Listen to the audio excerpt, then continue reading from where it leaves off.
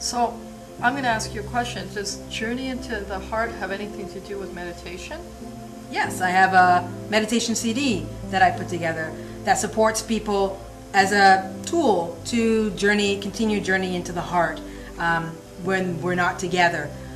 And it's an active meditation process. So it's not something that you are doing and closing your eyes. You're actively engaged in the heart. You're responding to the experience that you're having in the heart. And so the Journey into Heart meditation CD that I put together to support people when they're not in a Journey into Heart workshop or class is really to help them build that internal muscle.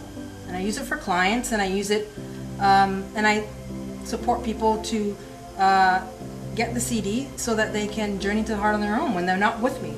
I actually have Kerrace's Journey into the Heart CD with me, and we're going to have it available, hopefully. You'll bring us some, won't Sure. you? Yes. When she does her workshops here.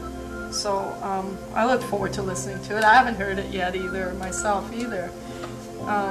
Thank you, Kerrace. I've learned a lot, and hopefully the audience has a better idea of what Kerrace is all about and what this workshop's going to be all about. Kerrace, is there anything you want to share with the audience? Oh, I've shared a lot. I just say, one of the things that you had mentioned when I talked about Journey into the Heart, you had said the first thing that came up was fear. Yes. And so that's what I really want to leave you with, is that we don't need to be fearful of Journey into the Heart. Yes, people will be fearful because when we journey into the heart, or when we've done things from the heart in the past, we've been hurt. And so it's really about learning. It's really about acknowledging, yes, you've been hurt in the past when you've journeyed into the heart, but this is a different experience. With Journey into the Heart, you get to become empowered, right? You learn self-care. You learn correct boundaries so that you will not be hurt, so that you won't have to live in fear in your life. And so that's really, really key. I wanted to bring that up because I know people are fearful about Journey to the Heart, but you should not be fearful. It is a glorious experience. It's where we're going as a species anyway. And so I really encourage people to, hey, if we're going to be going there, we might as well go there now. So are you saying if we're going there as a species, does that mean everyone's going to have to experience the journey into Yes. the heart, whether they like it or not anyways? Exactly. If they want to stay on this planet, we are moving into the heart. And we are, that is our natural state. Right. And when we move into the heart, we can experience the multi-dimensional aspects of self.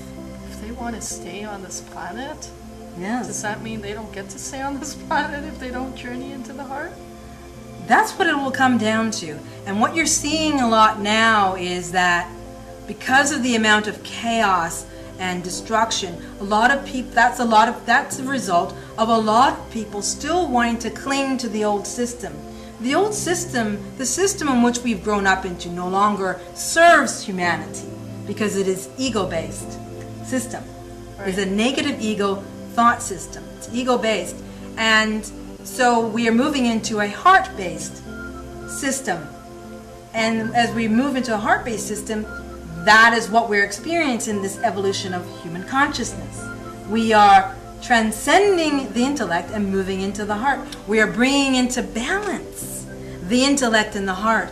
And in order to do that, we must do it through the heart. And so those who want to continue to cling to the old system of the intellect and the negative ego thought system that we have grown up into will no longer be able to sustain themselves under the new vibration, under the new energy, under the new frequency that we are growing into as Gaia raises her vibration. Now you've mentioned a few more terms that I'm sure my audience is going to want definitions of. Vibration, frequency. I remember when we were last speaking, you were talking about a magnetic field around us. We all have a magnetic field around us. Maybe you can talk a little bit about that. Yeah, we do. Each and every one of us has a magnetic field, and it's not something that we can visibly see, so a lot of people don't really feel that they have one. But this is where we store a lot of our memory, right? It's a lot of the trauma is in our field of energy. And so with this, when we have a lot of emotions stored in our energy field that have not been resolved, it lowers our vibration. If we're living our life in fear, it lowers our vibration. And 90% of the physical world system that we live in is negative. So that leaves about 10% positive, right?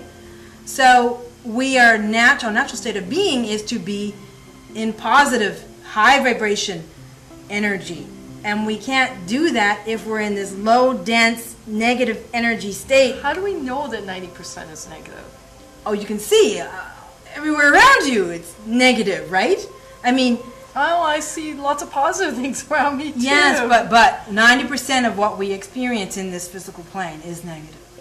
And yes, you do see a lot of positive, but predominant force. I'd have to say more predominant in my life is positive. Well, that's great. That's great in your life. But if we're looking at it from the context of this physical world, most of humanity is not living at a high vibration, right?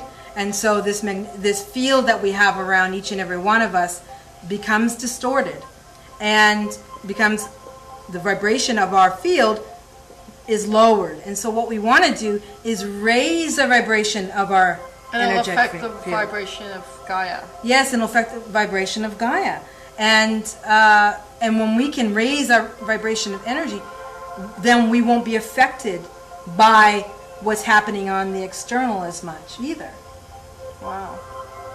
And then also when we talk about home frequency, one of the things that we learn about in the Journey into the Heart is you learn what your energy signature is. You've said that lots, and I'm wondering in my mind, energy signature. We each have an energy signature. You learn that when we journey into the heart. Okay? And so your energy signature is unique to you. And my energy signature is unique to me. And those who come to the workshop, they're going to identify with their own energy signature, which is unique to them. And so that energy signature is also what we could consider our home frequency. It's a place in which we feel the most natural, our natural state of being. When you can identify your energy signature, then you can learn to live from your energy signature. Okay. You can learn to make decisions and choices in your life from your energy signature. So we each have an energy signature, but combined we have one signature? Yes. Okay. I like that now. Yes, but you cannot, yes, so it's like we are one consciousness, but we all have an individuality within that one consciousness. And so it behooves us, it doesn't make sense for us to just know that we are one consciousness. We have to know our individual aspect of self.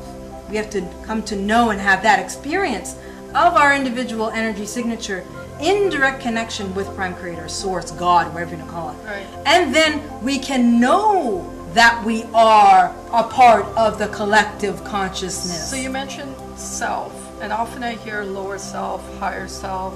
Maybe you can speak to that a little bit. Yeah, the lower self, the lower aspect of self is the ego-based aspect of yourself. And that's what majority of humanity experiences in this dimension, through the five sense reality. Right. Okay? Is the lower self, through the ego. Mm-hmm. Okay? That's through the personality. Right. The higher self is what you experience when you journey into the heart. You experience the higher aspect of yourself. Your energy signature is the higher aspect of yourself. It is your soul, your core expression. Okay? So when you start experiencing the higher aspect of yourself, and you start journeying into the heart and having that deeper experience, and becomes a natural state for you, then it overrides the ego aspect of self, the lower aspect of self, the personality that is you, which is running rampant for most people and running their lives. When we can journey into the heart and experience and explore more of our core expression, experience our energy signature, we can experience life from a far grander, far greater place than we are currently experiencing in our little box of the reality in which we live in, Right. which is ego-based consciousness, which is the lower self.